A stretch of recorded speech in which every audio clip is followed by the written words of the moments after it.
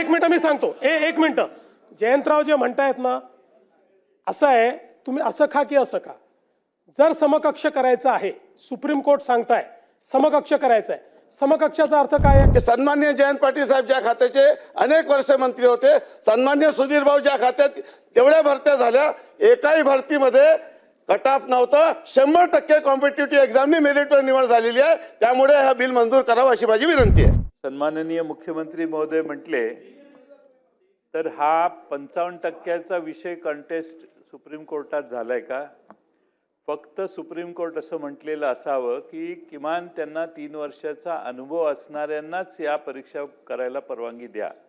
हा 55%च्या अटीचा विषय कंटेस्ट झालाय का? आणि त्यासाठी स्पेसिफिक सुप्रीम कोर्टाने ही अट काढून टाका असं म्हटलंय का? याची माहिती सभागृहाला आपण द्यावी.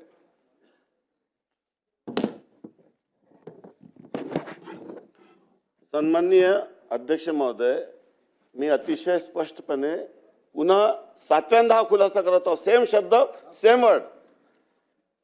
JMFC आणि सिव्हिल जज याची निवड करताना जे क्रायटेरिया होता तोच क्रायटेरिया, कारण की ते JMFC ट्रान्सफर होऊन सहाय्यक चॅरिटी कमिशनर पोस्टिंग होते आणि ते जे निकष आहेत त्या तिघी निकषामध्ये कुठलाही डिस्क्रिमिनेशन, पक्षपातपूर्ण कृती होऊ नये आणि ती एकसारखी असावी, जेणेकरून परत सुप्रीम कोर्टात कोणी जाऊ नये म्हणून सेम टू सेम तरतुदी त्या ठिकाणी लागू केलेल्या आहे.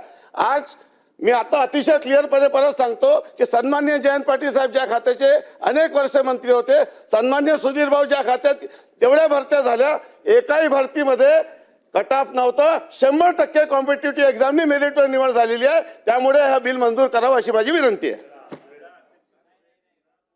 परत मला वाटतं आता पुढे जाऊया. एक मिनिट मी सांगतो. एक मिनिट. जयंतराव जे म्हणतायत ना, असं आहे, तुम्ही असं खा की असं खा.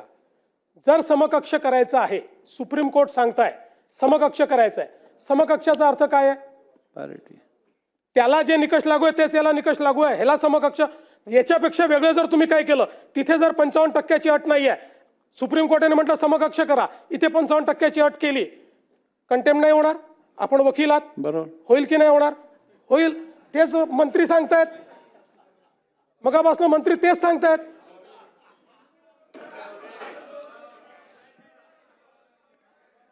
आमचं काय म्हणणं नाही, आमचं काही म्हणणं नाही, काही हरकत नाही. चला पुढे जाऊया. माझा फक्त मुद्दा, माझी काही तक्रार नाही. तुम्हाला मेरिट कमी करायचं असेल तर हरकत नाही, पण माझा मुद्दा असा आहे की सुप्रीम कोर्टात ते कंटेस्ट झालेलं का नव्हतं, त्याला तुम्ही जयंत पाटील उत्तर द्या. 55%. जयंत पाटील साहेब हे कंटेस्ट झालंय ना, अल्टिमेटली अर्हतावर जेव्हा त्यांनी त्या ठिकाणी निर्णय दिला, अर्हता पाहूनच निर्णय दिला ना.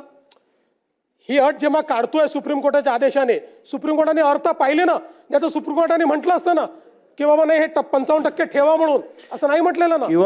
किंवा याचा दुसरा अर्थ असा होऊ शकतो की जर सुप्रीम कोर्टाला 55%ची अट ठेवायची असती तर त्यांनी असे आदेश दिले असते की सगळ्या परीक्षांमध्ये तुम्ही 55% ठेवा. तसं केलं नाहीये ना.